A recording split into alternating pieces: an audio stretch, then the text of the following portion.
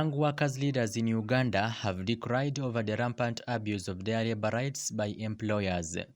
The young workers trade union leaders from public service unions highlighted on some of the serious abuse they encounter at workplaces.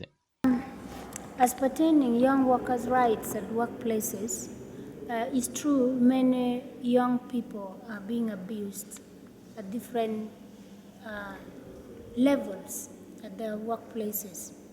One of the abuses I can clearly point out is discrimination at work. Discrimination comes in different forms.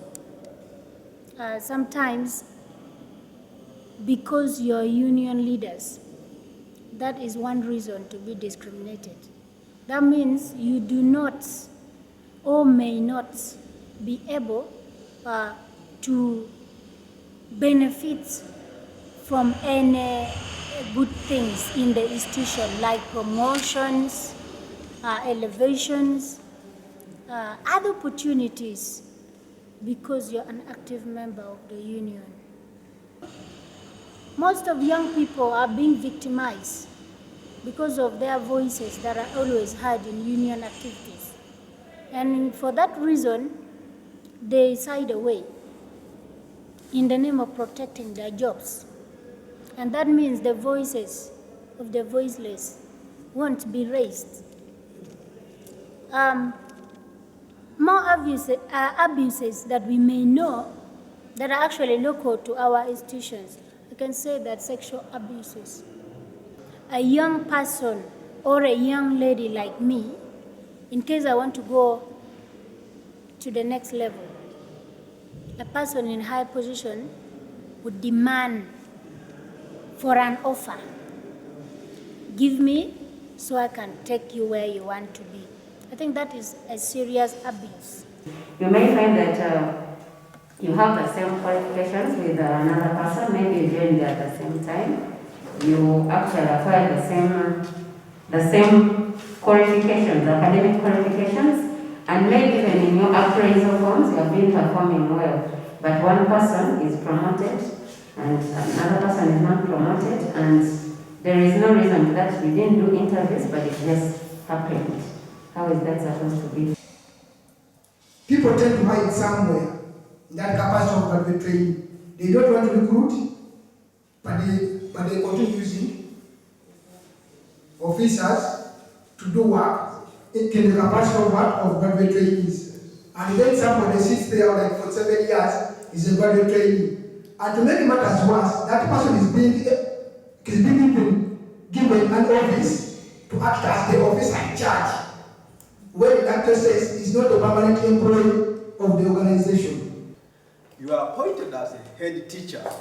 I'm giving an example of grade 1 primary school here. Now they are transferring you to a sub-grade school. Is that a demotion? The letter is saying you can work anywhere in what? In the country. But where they are transferring you to, your position is not there. First of all, we had to challenge that. Emmalingat was moved from Entebbe to Soroti, but his office was not established in Soroti. We said, no, this man cannot be transferred. Is he going to start that office in Soroti? They said, no. We are looking at this clause. You transfer to any part of the country. But he said, first create the office in Soroti, then transfer him. Are you demoting him? Now, another example has just happened of a man called, what is it? Viromish, who was being transferred to a station where his office is not established. And they were quoting indiscipline. They said, why are you transferring an indisciplined officer from station A to station B? Are you killing station B? How do you improve station B? They said this man should move. And they even stopped his salary. So in Unuma, they are using transfers as punishment. We are consciously saying it. Then lastly, what she was talking about graduate trainees. Graduate trainees, we are the 40 of them. But when they were now filling gaps, they put the advert to the public. Out of 40, only 3 joined. The rest came from out. Yes. With no experience, And they give you with the nothing, training. leaving these ones what? And now, the ones who are retained as graduate trainees are OCs to the people they have appointed. We say this is wrong. This one is an established officer. How can he be supervised by a graduate trainee? So what we are saying is a system which is upside down, and we must have a solution from this meeting. Because the assistant acting for 2 years in the registry, but in the structure, in the registry, there's a lady who passed on. So they brought in me to act as Roko's assistant.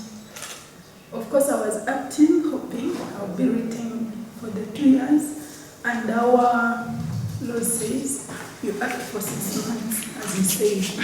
After 6 months, you observe. So I worked willingly.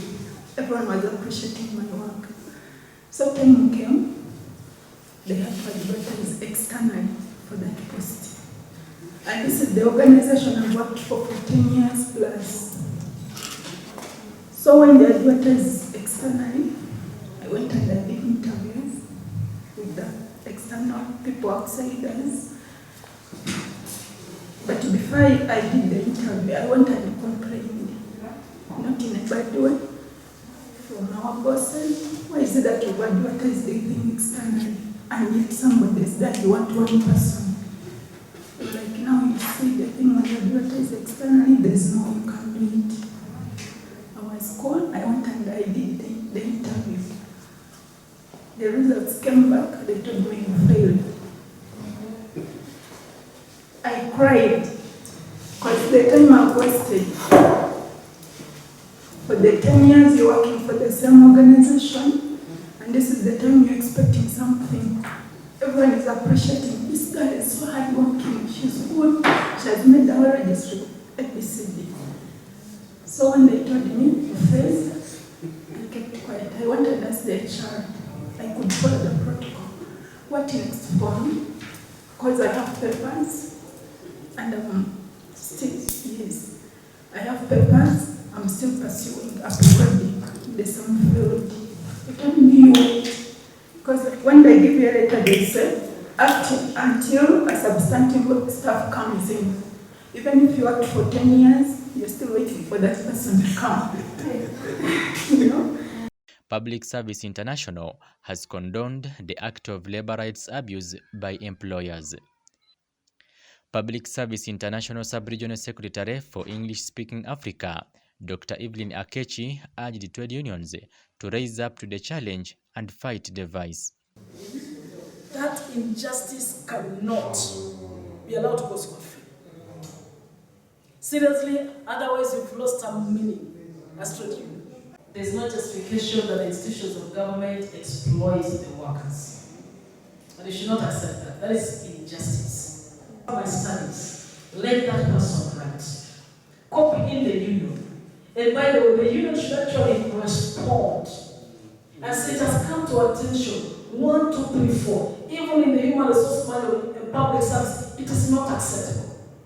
Defend, that is the responsibility of union officials.